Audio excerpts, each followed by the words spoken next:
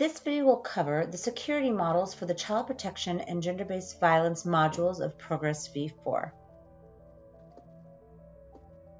In this video, we will explain how security access works in proGres v4. We will understand how access to the legal protection cases differ from child protection and GBV cases. And we will describe the different security roles for child protection and GBV modules in proGres v4. To start, how does security access work in proGres v4? So the security model is implemented in proGres v4 is aligned with all UNHCR processes. So in all policies and any other agreements, we have designed the module to align to those. proGres v4 users are granted access to records within their business unit based upon the security profiles attributed to them. So these profiles will allow you to access certain other modules as well as certain content within each of these modules. The combination of these different profiles will then be your user access. Users may require more than one profile depending upon their functions and responsibilities within the business unit. If you are working within a business unit for multiple modules, so child protection and GBV, it's possible that you will need a profile for both the child protection module and as well for the gender-based violence module. It's also possible that there's required for different profiles based upon your roles. So if you are responsible for both the monitoring as well as case management, that might also require you to have more than one profile. Based upon the privileges granted, users will only view data and update data and perform various actions based upon that. Taking a combination of your profile as well as what different information you would need access to, each individual, when they sign in, will have access based purely upon that. And so you will not be able to see anything that you are not granted privileges to see. Perhaps you can see certain things, but you maybe aren't able to update them. So depending upon the configuration of your security profile, that will determine what you are able to see and what actions you are able to take. Security in the legal and physical protection modules goes like this. Everyone with access to that module can see all of the incidents, all of the assessments, and all of the interventions according to their access team. So basically, by being a member of the LPP team, you will be able to see all of the cases that are being worked on by the LPP team.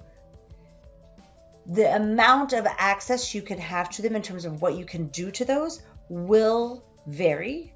Whether you are a reader, meaning you can just see information, or whether you can make changes to those incidents or assessments will vary, but everybody will be able to access those files, and it's not according to the sensitivity of the record, meaning that whatever your role is, reader or basic, you will be able to do the same thing to all of the files included in the LPP module.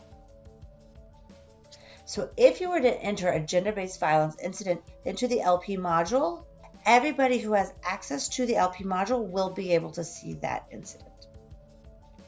There are no cases that bring together the incidents, assessments, and interventions in LP. So unlike we've talked about previously with GBV or with child protection, how there's that case that encompasses then the different parts of it, the entities like the incident, the assessment, the intervention. One individual can have an incident, can have an assessment, can have an intervention. They're not all linked together by a case though. Each one is independent. You can link them together, but they're not all held within one case.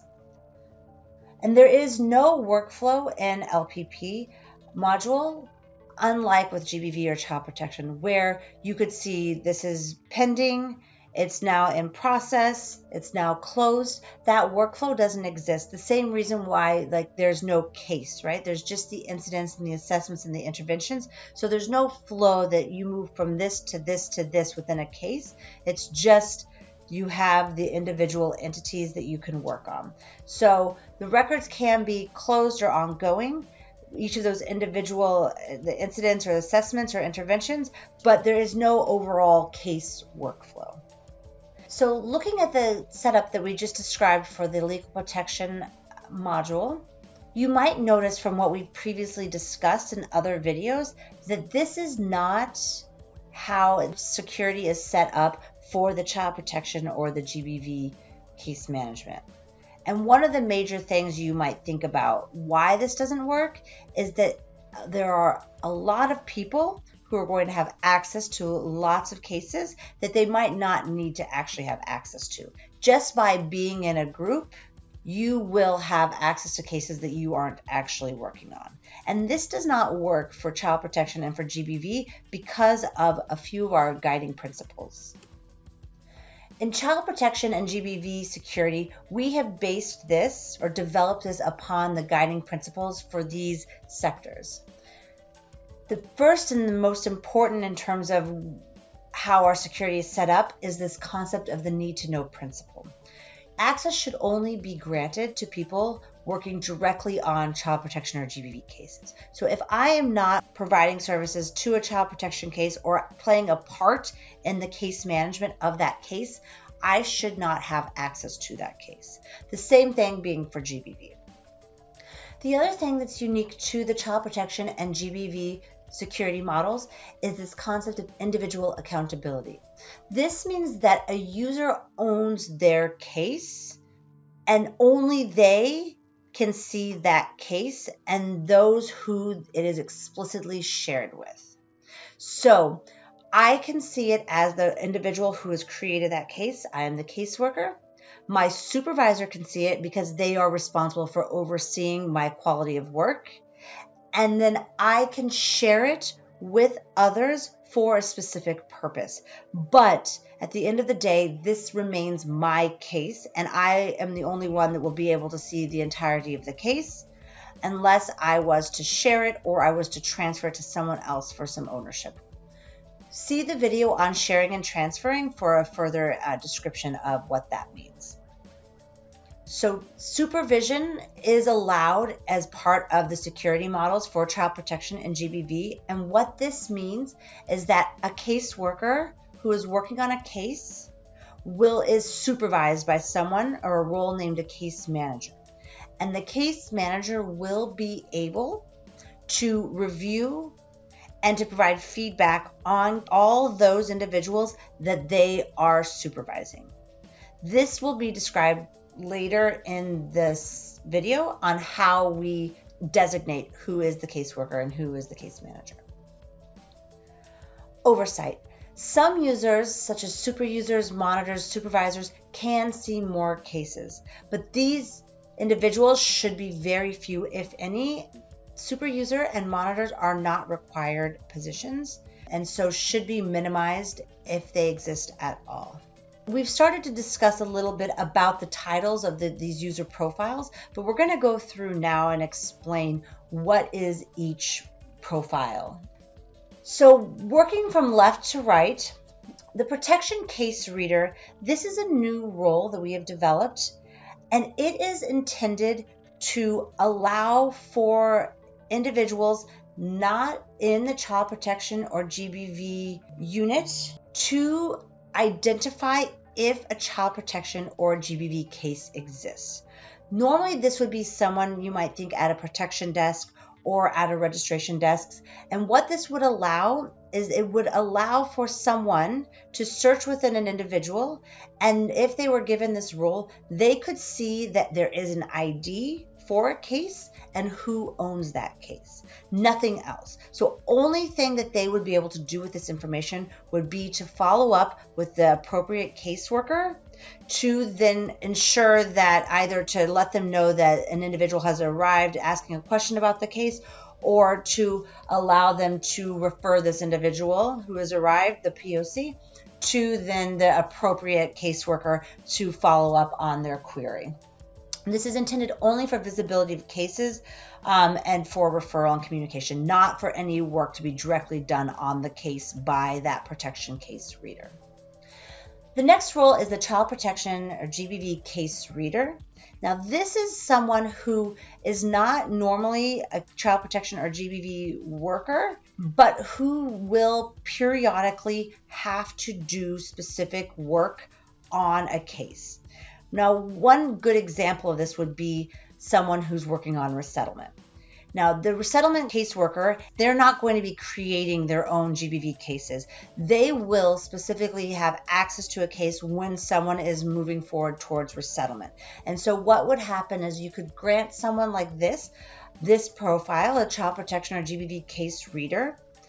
And when they are working on a resettlement case, they can then ask the caseworker for this GBV case for access to the case to then utilize the assessment or the BID in a child protection case as part of their resettlement case. And because they now have this role, they would be granted access to read the case and utilize it as they needed for their processing. They cannot create a GBV case, they cannot create a child protection case, but they can have access to a case when it is explicitly shared to them by the caseworker who owns that case. The next profile is a caseworker. A caseworker is what we were talking about in terms of that individual accountability. Caseworkers are the individuals who will be creating child protection or GBV cases. They are going to be playing a direct role in that case management, either creating the case to then refer it on to a partner organization or actually be the one providing that case management over the case management process. A caseworker has the ability to read and write on all of their cases, meaning that they have access to all information within the case file of the individual that they are providing the service for, because they would need that type of information to be able to provide the services sufficiently. But they only have access to those cases that they create. So if I'm one caseworker working with another caseworker, I can only see my cases and the other caseworker can only see the cases that they create. Now, the case manager is envisioned as the individual who supervises the caseworkers. So a case manager has the ability, all of the functionality of a caseworker. So as a case manager, I can create a GBV case or a child protection case. I can do all of the necessary steps. I can create a BID, I can create an assessment. But in addition to being able to see all of my cases that I have created, I also have the ability to see the cases of those caseworkers whom I supervise. And this allows me to review assessments before action is taken on them, if necessary, be able to review a case before a case is closed. If one of my caseworkers requests me to review a BID, I can go ahead and I can do that as well. And I have the ability to also write. So I can then add in notes to that case file as well. This is intended to allow for me to fulfill my supervision, whether or not my caseworker is in the same location as me or if I am supervising them remotely. The next two roles are broader roles. This monitor is intended to allow for quality data as well as analysis. And so a monitor role has the ability to read only all of the cases that are either within the business unit in that module or for UNHCR only, if it's a UNHCR only monitor. So all of the cases that are included in a UNHCR's cases, or if it's a partner, there could be a partner only monitor, meaning partner's monitor can see all of the cases within that partner. Now, it's important to note that while a monitor has the ability to see all of the cases, they cannot see all of the fields within those cases. So the identifiable information such as name, address, and phone number and these type of things are not visible to the monitor. The purpose of the monitor role is to allow someone the ability to generate statistics, aggregate statistics from the V4 data. It also allows for someone to be able to go in and do quality assurance on the data without having to see all of that identifiable information. As the monitor, my job is to ensure the quality of the data that is being collected in V4. I am not allowed to write. So if I was to find errors in the data, I would have to communicate with the owner of that case to have them update the information to correct those errors. And finally, there's the super user. The purpose of the super user is an administrative role only. The idea being this individual has the ability to see all records and all fields within the records in a business unit for the child protection module or for the GBV module. Now, this is not to allow for one individual to be able to see and to follow up and to oversight on all the records. The purpose of this is to allow for transferring of records between individuals or agencies. So if a partner happened to leave unexpectedly and if there was no one who had access to all of those records, that would be referred to as an orphaned record, meaning that there no longer is anyone who owns that record. And so there needs to be some position who or profile that is able to still access that record and to transfer it then to a new owner.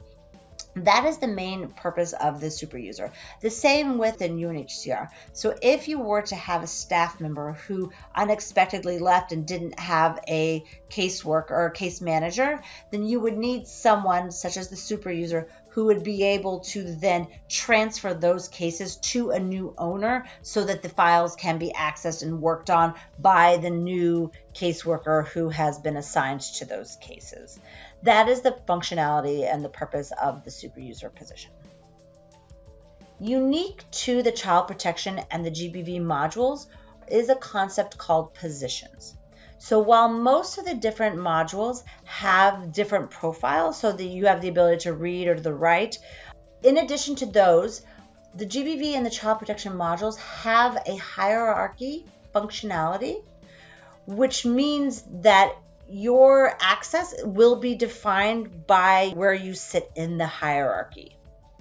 And so this is important to know for when you set up your module for child protection or for GBV, in addition to just designating their role, you also need to designate their team or their location.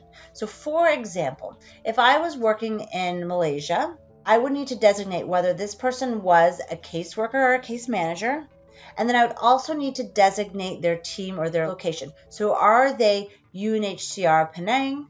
Are they UNHCR Kuala Lumpur? Are they ICMC, an example organization in Kuala Lumpur? I would need to identify both of these things. This is different than what you will see with all of the other modules. So when you put these together, it would create the position of that individual. So this individual would be a caseworker at UNHCR Kuala Lumpur. What this looks like when you set up your V4 is you will be filling out a matrix where you would indicate for each individual their business unit, the module they would have access to, their role that they are assigned. And remember, it's very important to keep in mind that your role is the role that we have as a user profile. It does not always align with their title, their job title. So the role here is going to be a caseworker or a case manager. You would then need to designate the organization. So what organization they sit within. Are they with UNHCR or are they with a partner organization? That's their position. Team and location. So are they in Penang? Are they in Kuala Lumpur? The combination of these then gives us the parent position. So for this first individual, their user access rights, once we've outlined each of these positions, is going to be Malaysia, Child Protection Caseworker, UNHCR Penang. That's their position. So in practice, what does this look like? If I'm looking at Field Team 1 here that has a case manager and a caseworker and 2 caseworkers, each caseworker, again, will be able to see the cases that they have created and that they are working on. The case manager above them can automatically see the files of those caseworkers that have been identified in that previous matrix to report to them. The case manager can also reassign the files of those caseworkers. So if one caseworker has left, the case manager has the ability to reassign the file from this caseworker to the other caseworker. A caseworker can also share the case file with another caseworker, but that has to be explicitly done. It doesn't happen automatically. You can have up to 3 levels of supervision, meaning you have the caseworker at the first level, the case manager at the second level, and then there can be another case manager above that case manager. So the top case manager will be able to see the files from the case manager that they supervise, as well as the files for the case workers that that person supervises. But it's important to know that top case manager can only read the files of 2 below. So the person you are directly supervising, you can read and write, but if you are able to access the files of those being supervised by your supervisee, that is going to be read only.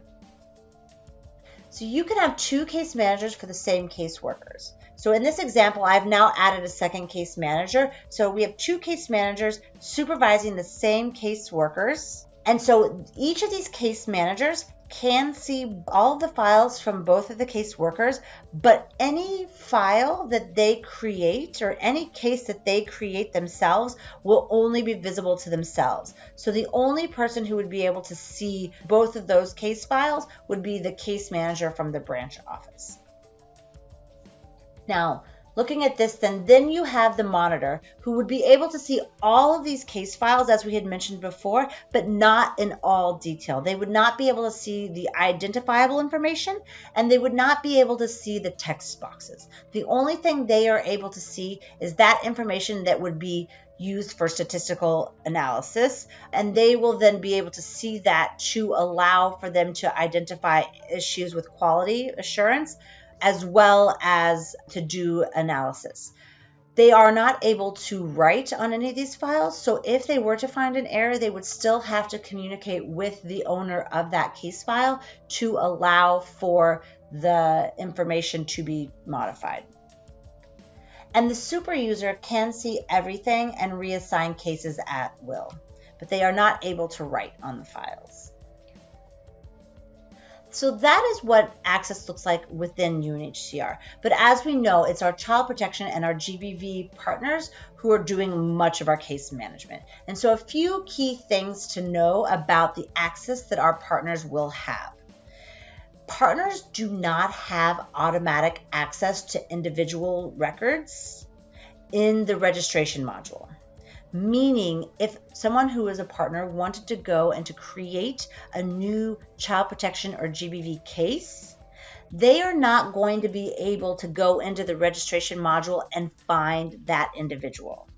They would have to tell you who the individual is they want to create a case for, and then that individual's record has to be shared with the partner first, and then they can go ahead and create the file.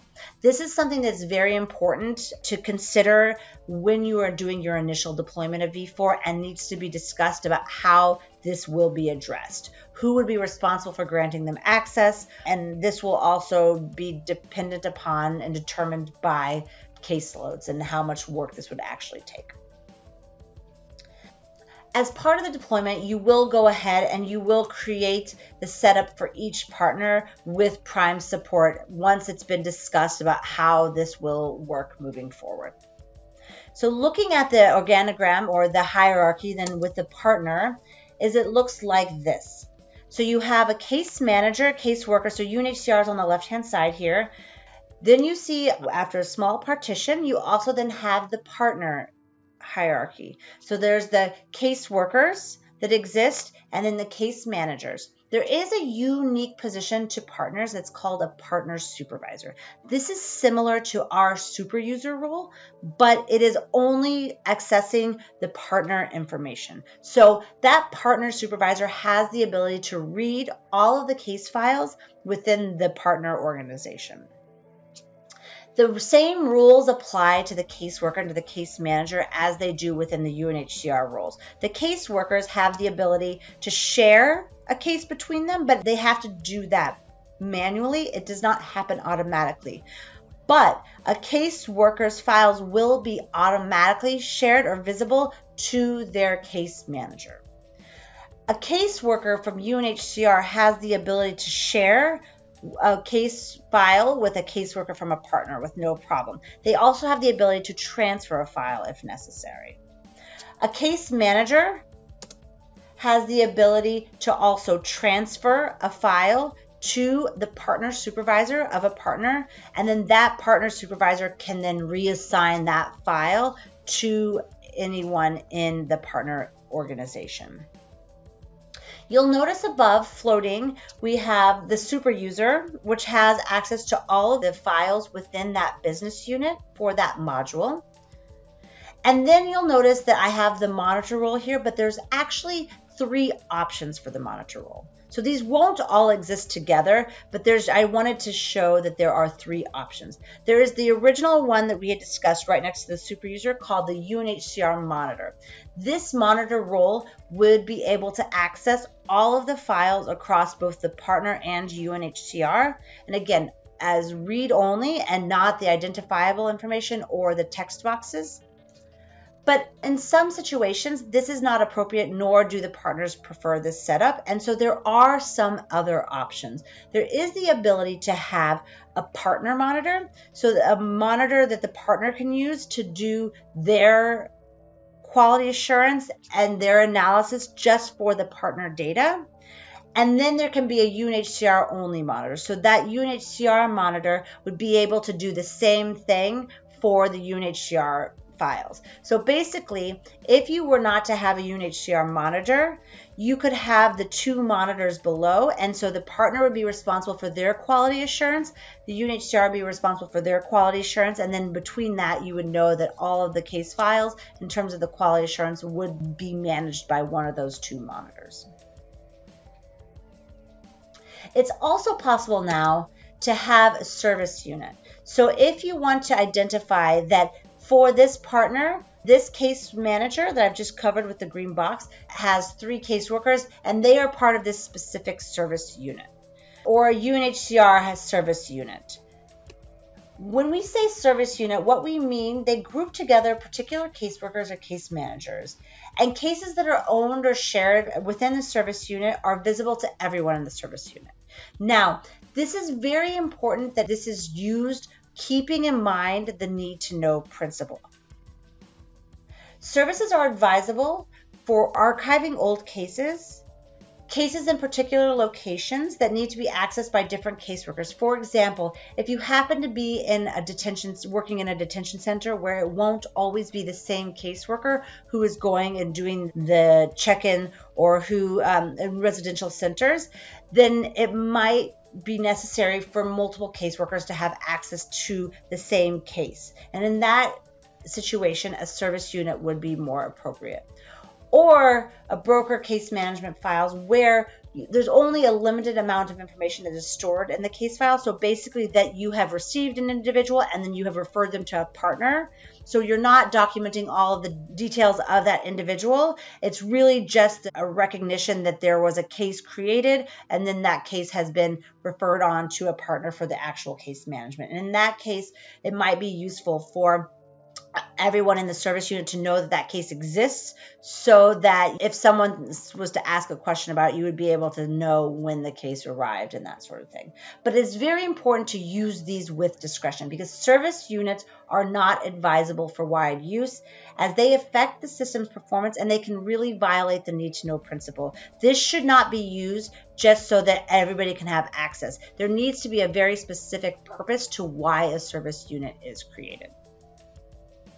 So the key messages to keep in mind are that cases should be owned by caseworkers and shared with others on the basis of the need to know principle.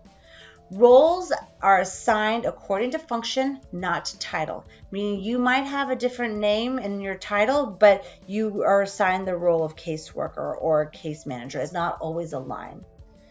By using different combinations of the user roles, there are flexible options for different operations in terms of security setup.